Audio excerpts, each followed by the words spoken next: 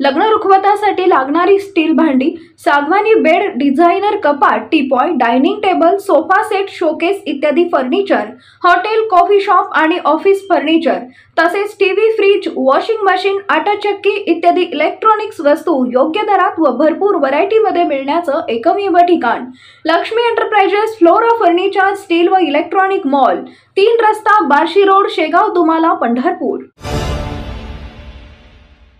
सुशीलकुमार शिंदेचं मूळ गाव कुठलं?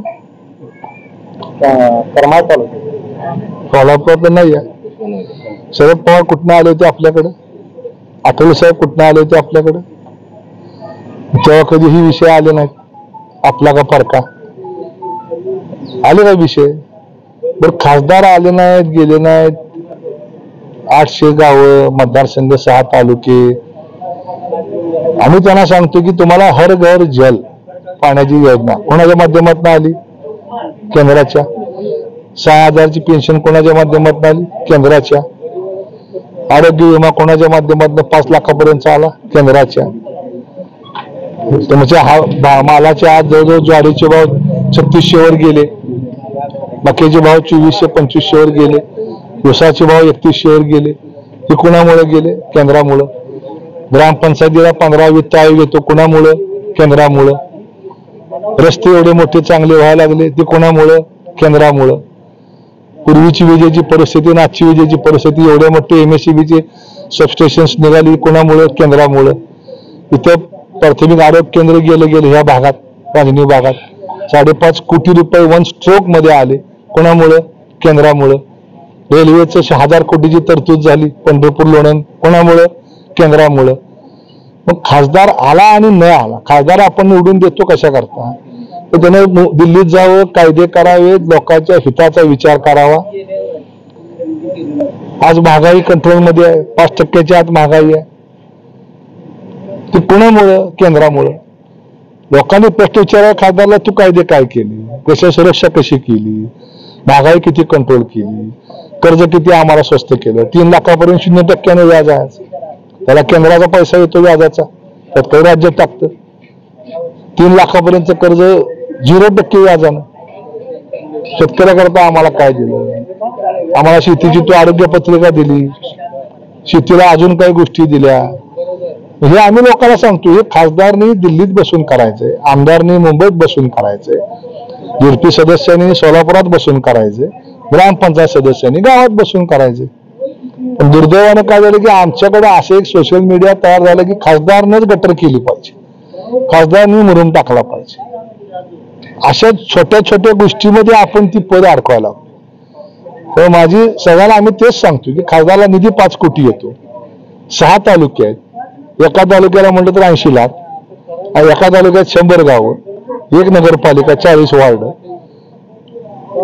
80 गुणिले 5 वर्ष म्हणलं तर 8×45 4 कोटी, 100 गावाला 4 कोटी निधी द्यायचं म्हणलं तर 2 लाख, 3 लाख, 4 लाख। नगरपालिकेला रुपया जाणार नाही। पण शासन जो निधी देतो, जे राज्य शासन खर्च करतं, ते पैसा कुठून येतो? तो केंद्राकडनं येतो ना पैसा, राज्याला सुद्धा। मग राज्य खाली विभागामार्फत खर्च करतो। आपल्याकडे सिस्टीम जी आहे, केंद्र, राज्य आणि गाव, केंद्रातनं पैसा राज्याकडे येतो, राज्यातनं पैसा ग्रामपंचायतीकडे येतो आणि ग्रामपंचायत खर्च करतो। हे लोकांना सांगितल्यावर पटते। काय होतं की लोकांना दिशाभूल करून जी त्यांचं मत बिघडवण्याचा प्रयत्न, कारण दुसरा कुठला विषय नाही, हा विषय होऊ शकत नाही निवडणुकीचा। सोनिया गांधी कुठून आली हो? राहुल गांधी। सोनिया गांधी कुठून आली? उपरी आहे ना। मग तुम्ही त्याला इंडियाचा अध्यक्ष कशा करता का हा म्हणतो आता? देशाचा प्रधानमंत्री तुम्हाला चालतो, तर पवार साहेबांनी बंद कशामुळे केलं होतं? सोनिया गांधी उपऱ्यात म्हणूनच केलं होतं। मग आता मांडलं बसतात ना, हातात हात घेऊन सांगतात ना।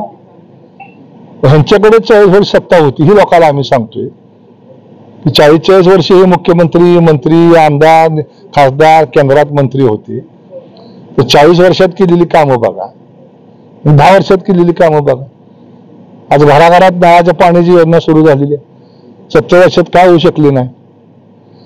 लोकांना हे आम्ही सांगतोय, लोकांना पटतंय।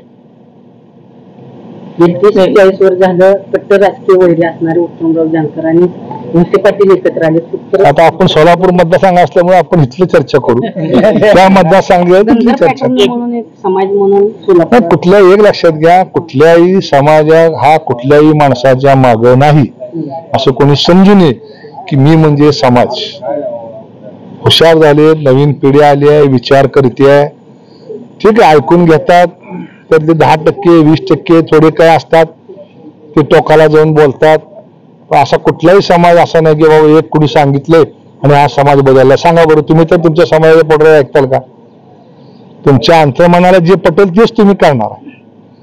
त्यामुळे कुणाचा असं समाज कुणी असं राजकारणात दबाव तंत्र वापरू नये. कुठल्याही समाजाचा दबाव राजकारणामध्ये फार काय चालत नाही. आणि काय झालं की स्वतःच्या दुकानदाऱ्या चालवायसाठी ही समाजाचं अवडंबर माजवलं जायला. माझं राजकारण टिकलं पाहिजे. माझ्यात जर कर्तृत्व असेल तर मी जातीचा आधार घेत नाही. मोठी जातीचा आधार मोदी घेत आहेत का? धर्माचा आधार घेतात का? फडणवीस साहेब जातीचा आधार घेतात का? अजितदादा जातीचा आधार घेत आहेत का?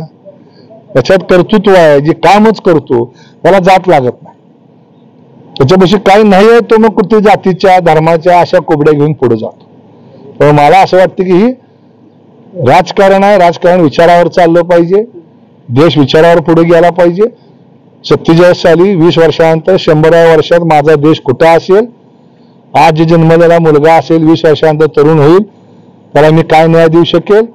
माझं गाव, माझं शहर कसं स्वच्छ होईल, सुंदर होईल, त्याला चांगलं पाणी कसं मिळेल, शिक्षणाच्या सुविधा कशा मिळतील, माझ्या इथली तरुण पिढी परदेशात जाऊन कशी शिकेल, चांगल्या नोकऱ्या कशा मिळतील, चांगले उद्योग कसे उभा राहतील, शेतकरी कसा समाधानी राहील, त्याला कशा सवलती मिळतील, या ह्याच्यावरती राजकारण गेलं पाहिजे.